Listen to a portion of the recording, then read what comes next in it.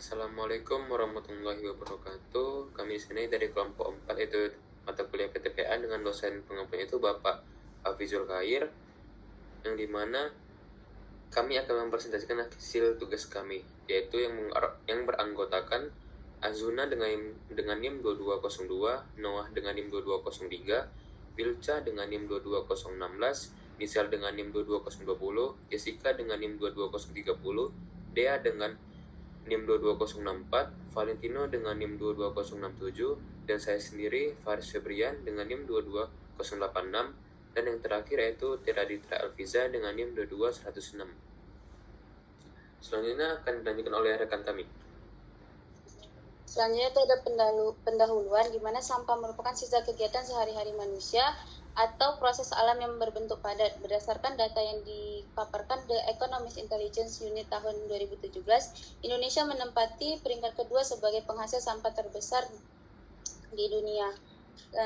TPA di Indonesia banyak yang masih menjadi tempat untuk sekedar membuang sampah secara terbuka atau open dumping. Akan tetapi, TPA yang seharusnya ditetapkan ialah TPA jenis sanitary landfill. Selanjutnya itu ada perencanaan sistem sanitary landfill, di mana ada penentuan area untuk lahan uruk, sanitary, dan uruk terkendali. Harus memperhatikan beberapa hasil sebagai berikut, di mana satu, lahan yang dipakai dimanfaatkan semaksimal dan seoptimal mungkin. Yang kedua, ada lokasi TPA harus terlindung dan jalan umum yang melintas TPA. Tiga, ada kolam pengolahan lindi dibuat sehingga air lindi dapat mengalir ke arah gravitasi. 4. Ada penempatan jalan operasional harus disesuaikan dengan sel landfill sehingga semua area atau titik penimbunan sampah dapat dijangkau oleh truk. Selanjutnya ada fasilitas umum yang menunjang antara lain, yaitu pertama, jalan masuk TPA harus memenuhi syarat dapat dilalui truk sampah dua arah, lebar jalan minimum 7 meter, dan kemiringan permukaan maksimum itu 2-3%. Yang kedua, ada jalan operasi untuk penimbunan sampah yang bersifat temporer yang setiap saat dapat ditimbun atau berubah fungsi, seperti jalan penghubung antara fasilitas, yaitu kantor, gedung IPLT. Yang ketiga, ada bangunan penunjang yang luasnya tergantung pada lahan yang akan dialokasikan dengan pertimbangan rencana kegiatan yang akan dilaksanakan nantinya. Yang keempat, ada drainase TPA yang berfungsi mengurangi volume air hujan yang jatuh di area timbunan. Yang kelima, ada pagar yang berfungsi menjaga keamanan TPA yang bisa berupa pagar tanaman yang biasa berfungsi ganda sebagai daerah penyangga. Selanjutnya itu ada lahan uruk.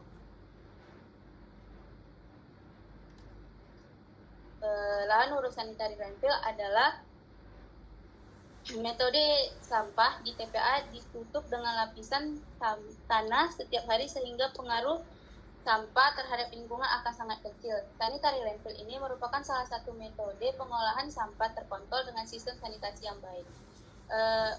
Aspek non-teknis sering menjadi penentu pengambilan keputusan dalam penetapan suatu lahan, yaitu sebagai berikut. Yang pertama, ada aspek kesehatan masyarakat berkaitan langsung dengan manusia. Yang kedua, aspek lingkungan hidup terutama berkaitan dengan pengaruhnya terhadap ekosistem akibat pengoperasian sarana tersebut. Yang terakhir, ada aspek biaya berhubungan dengan biaya spesifik antara satu lokasi dengan lokasi yang lain.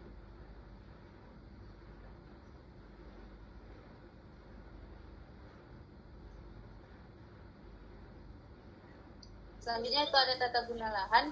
Landfilling yang menerima limbah organik dapat menarik kehadiran burung sehingga tidak boleh diletakkan dalam jarak 300 meter dari landasan lapangan terbang yang digunakan oleh penerbang turbojet atau dalam jarak 1.500 meter dari landasan lapangan terbang yang digunakan oleh penerbang jenis Tucson. Selanjutnya ada kondisi banjir, di mana sarana yang terletak di daerah banjir harus tidak membatasi aliran banjir atau serta tidak mengurangi kapasitas penyimpanan air sementara dari daerah banjir atau menyebabkan terbilasnya limbah tersebut, sehingga menimbulkan bahaya terhadap kehidupan manusia, satwa liar, tanah, ataupun sumber air yang terletak berbatasan dengan lokasi tersebut. Selanjutnya akan dijelaskan oleh teman saya. Baik, selanjutnya ini dipaparkan ada fasilitas perlindungan lingkungan, di mana yang pertama itu adalah lapisan dasar TPA, di mana untuk karakteristik TPA-nya itu kedap air agar tidak meresap ke dalam tanah dan tidak mencemari air tanah. Kemudian selanjutnya yang kedua ada pengumpulan dan pengelolaan lindi, di mana untuk sistem pengumpulan dan pengelolaan lindi ini ada penyalur lindi, di mana di dalam penyalur lindi ini terdiri dari saluran pengumpul sekunder dan primer. Selanjutnya ada pengolahan lindi. Di sini dipaparkan berbagai alternatif terkait dari pengolahan lindi. Kemudian selanjutnya ada ventilasi gas, di mana untuk sistem penangkap gas ini dapat berupa ventilasi yang bersifat horizontal, vertikal, dan ventilasi akhir. Selanjutnya ada penutupan tanah, di mana untuk jenis tanah penutup yaitu tanah yang tidak kedap. Kemudian untuk daerah penyangga atau zona penyangga telah dipaparkan terkait karakteristik yang digunakan. Selanjutnya ada sumur uji dengan ketentuan-ketentuan terkait sumur uji, salah satunya untuk kedalaman sumur sekitar 20-25 meter dengan luas 1 meter kuadrat. Selanjutnya di sini dipaparkan terkait fasilitas penunjang, di mana yang pertama itu ada bengkel untuk pemeliharaan alat berat serta memperbaiki kendaraan yang mengalami kerusakan ringan. Kemudian terdapat garasi dan gudang tentunya untuk menjadi tempat parkir dan perawatan bagi armada truk sampah. Kemudian yang ketiga ada jembatan timbang untuk mengetahui berat sampah yang masuk TPA. Kemudian untuk yang keempat ada sarana air bersih untuk pembersihan kendaraan pengangkut sampah dan sebagainya. Kemudian yang kelima ada fasilitas unit cuci kendaraan, yaitu salah satunya untuk cuci kendaraan menjaga kebersihan armada pengangkut sampah. Kemudian yang keenam yaitu unit pemadam kebakaran, di mana kita tahu bahwa mengingat potensi kebakaran yang cukup tinggi di TPA, karena yang kita ketahui bahwa sifat mudah terbakar dari sampah itu sendiri. Kemudian yang ketujuh ada unit kesehatan dan keselamatan kerja, di mana unit ini di TPA sangat krusial mengingat potensi kecelakaan kerja yang beragam, dari limbah yang berbahaya, kemudian risiko kecelakaan kerja saat mengoperasikan alat-alat berat. Selanjutnya pemaparan materi akan dijelaskan oleh teman saya. Untuk ke-8 ada perkantoran, di mana sebagai pusat kegiatan administrasi. Yang ke-9 ada zona hijau atau green belt sebagai bagian dari upaya mitigasi dampak lingkungan. Yang ke-10 ada fasilitas pendidikan dan sosialisasi lingkungan untuk meningkatkan kesadaran masyarakat terhadap pengelolaan sampah. Dan yang terakhir ada area composting dan penggunaan limbah organik untuk memaksimalkan pemanfaatan limbah organik. Next. Adapun fasilitas umum pada tempat perumusan akhir, yaitu yang pertama ada jalan akses, di mana jalan akses ini harus memenuhi kriteria. Yang pertama dapat dilalui kendaraan truk sampah dan 2 arah. Yang kedua ada lebar jalan minimal 8 meter, kemiringan permukaan 2-3% ke arah saluran drainase, mampu menahan beban perlintasan dengan tekanan ganda 10 ton dan kecepatan kendaraan 30 km per jam. Yang kedua ada jalan operasi, di mana jalan operasi ini terdapat 3. Yang pertama ada jalan operasi penimbunan sampah, yang kedua ada jalan operasi mengelilingi TPA, dan yang terakhir ada jalan penghubung antar fasilitas. Yang ketiga ada bangunan penunjang, di mana luas bangunan kantor tergantung pada lahan yang tersedia dengan mempertimbangkan rencana kegiatan yang akan dilaksanakan. Yang terakhir yang keempat ada drainase, di mana ketentuan drainase ini memiliki 3 ketentuan. Yang pertama, jenis drainase dibagi menjadi 2. Yang pertama drainase permanen dan drainase sementara. Yang kedua ada kapasitas saluran yang dapat dihitung dengan persamaan Manning. Yang ketiga ada pagar, papan nama, kantor administrasi, instalasi pengolahan air lindi. Next. Untuk rencana detailnya, yang pertama itu ada perencanaan kapasitas lahan. Untuk perencanaan kapasitas lahan ini dapat kita hitung dengan menghitung volume yang dibutuhkan. Dengan rumus massa sampah sama dengan massa jenis sampah. Telah diketahui bahwa massa sampah adalah 1.500 kg per hari dengan massa jenis sampah 500 kg per hari, dan dapat hasil 3.000 meter kubik per hari. Dan dengan menghitung volume per tahun, yaitu 3.000 meter per hari kali 365 hari, didapat hasil 1.095 meter kubik per hari. Next. Untuk perencanaan kebutuhan luas lahan, dia hitung dengan 2 rumus. Yang pertama perhitungan awal kebutuhan lahan TPA yang dapat dihitung dengan L sama dengan V kali 365 hari per sama dengan 0,70 kali 1,15, di mana L-nya ini luas lahan setiap tahun, V-nya volume sampah yang dipadatkan, T ketinggian timbunan yang direncanakan, minimal 50% rasio tanah penutup. Jadi didapatkan hasilnya dari perhitungan dapat didapatkan hasil 44.073,75 meter kubik per tahun. Untuk perhitungan kebutuhan luas lahan TPA dapat dihitung dengan rumus H sama dengan L kali I kali J, di mana H sama dengan luas total lahan dan J adalah rasio luas lahan total dengan luas lahan efektif sebesar 1,2. Dari perhitungannya dapat didapatkan hasil sebesar 52.888,5 meter kubik per tahun. Di TPA ini direncanakan 2 sel atau 2 zona, di mana zona 1 seluas 26.444 meter kuadrat dan zona kedua seluas 26.444 meter kuadrat dengan kedalaman galian sel direncanakan 10 meter dan ketinggian di atas tanah 10 meter. Selanjutnya akan disampaikan oleh rekan saya.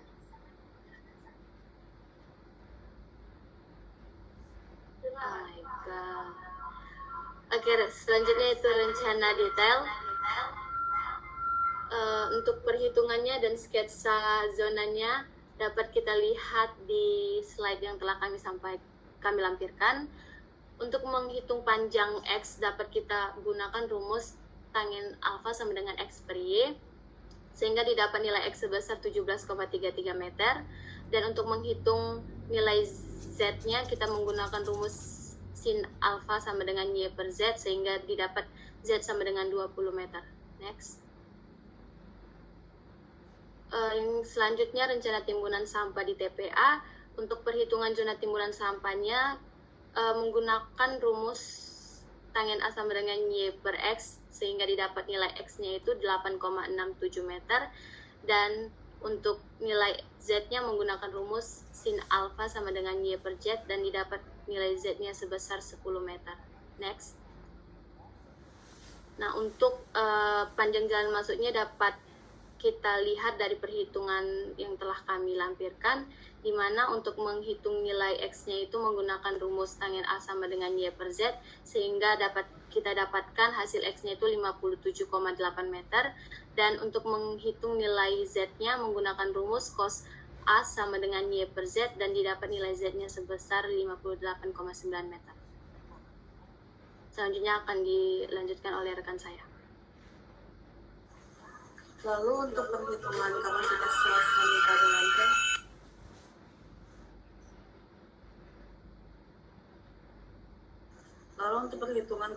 sel sanitary landfill, telah kami lampirkan di PPT seperti yang di PPT. Next.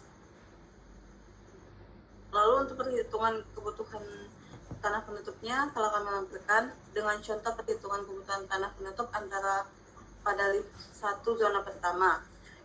Contoh perhitungan kebutuhan tanah penutup harian pada tahun 2024 berdasarkan asumsi kami. Di mana tinggi timbunan sampah per harinya itu 0,5 meter dan tebal tanah penutupnya itu sekitar 0,15 meter per set. Dan untuk hasil perhitungan kebutuhan tanah penutup antara zona 1 dan 2 dapat dilihat pada tabel yang telah kami lampirkan di PPT. Untuk penjelasan selanjutnya dilanjutkan oleh rekan saya.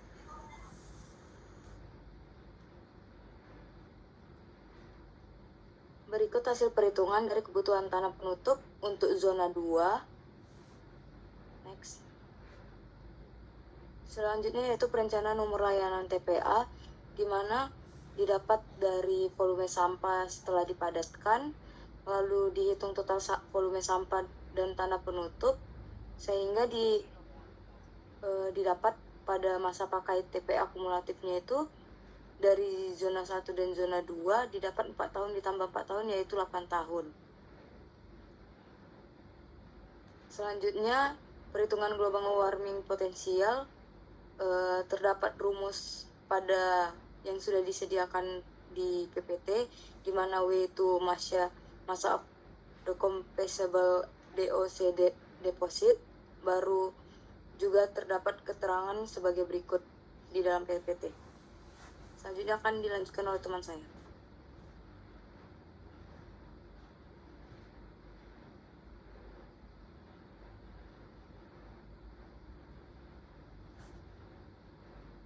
Baik, berikutnya yaitu mengenai perhitungan global warming potensial yang potensial timbulan metan dihitung dengan persamaan yang seperti kita tengok di bawah ini, di mana LO adalah C4 potensial, sedangkan di DOC CM itu adalah massa of decomposable, dan F itu fraction of CH4 in generate living gas, dan 16/2 itu artinya adalah molecular weight ratio CH4/C.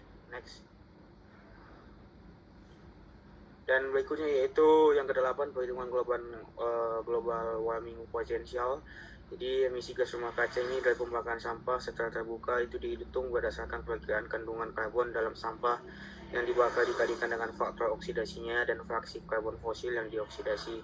Ini kita bisa tengok rumusnya, yaitu yang emisi CO2 sama dengan sigma I dikali SOV kali DMI kali TFI dikali FTFI kali OFI dikali 4/12. Keterangannya kita bisa tengok di slide berikut. Kemudian selanjutnya yaitu ini adalah tabel dari komposisi sampah yang masuk ke TPA dan default DOC dan CF, FCF serta OF-nya. Next. Dan berikut ini adalah tabel dari hasil perhitungan CH4 dan CO2. Maka dari perhitungan di atas kita bisa dapat untuk potensi emisi gas metan yang dihasilkan dari sampah sebesar 13,57 gram per tahun dan untuk emisi CO2 sebesar 73,3 GG per tahun. Oke, next. Ada detail itu fasilitas umum. Yang pertama tuh ada jalan akses. Yang memenuhi kriteria itu dia harus sampah dilalui dengan 2 aral yang berjalan minimal 8 meter, kemiringan 2-3%. Yang kedua tuh ada jalan operasi. Yang ketiga ada bangunan pemanjang. Di bangunan pemanjang ini harus melengkapi yaitu mesti adanya apar atau alat pemadam kebakaran. Dan selanjutnya itu ada drainase. Drainasenya itu dia harus permanen dan juga kapasitas saluran dihitung dengan persamaan Manning, yaitu Q sama dengan 1/N dikali A dikali R dikali 2/3 dikali S dikali 1/2. Untuk keterangannya bisa dilihat pada PPT terlampir. Dan selanjutnya itu ada rumus pengukuran besar TPA yang dihitung dengan persamaan sebagai berikut, yaitu D yaitu debit meter kubik per detik sama dengan 0,278 dikali angka pengaliran dikali intensitas hujan maksimum dan dikali luas daerah aliran. Dan selanjutnya itu ada perhitungan dimensi saluran terbuka, yaitu hasil yang didapat 0,4 meter kubik per detik, maka bentuk penampang salurannya adalah sebagai berikut.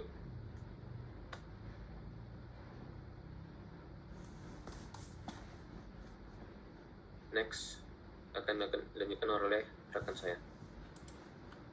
Baik, berikut adalah layout dari TPA dan lokasi yang akan dibangun TPA-nya. Berikut ada potongan adalah potongan AA zona 1 dari TPA yang sudah dibuat. Berikut adalah potongan AA zona 2. Next adalah dana pipa distribusi lindi yang akan dibuat di TPA. Next. Berikut adalah dana instalasi pengolahan lindi yang terkumpul dari saluran pengumpul. Next. Berikut adalah dana dan potongan AA sumur pantau untuk melihat apakah air lindi sudah terkumpul atau tidak. Next. Nah, berikut adalah dana pengumpul gas TPA yang sudah terkonsentrasi. Next. Berikut adalah dana dan potongan AA pipa gas yang akan digunakan. Berikut adalah lapisan dasar dari timbunan TPA yang sedang direncanakan. Berikut adalah lapisan penutup akhir dari timbunan sampah yang berada di TPA. Sekian presentasi dari kelompok kami. Mohon maaf dan terima kasih.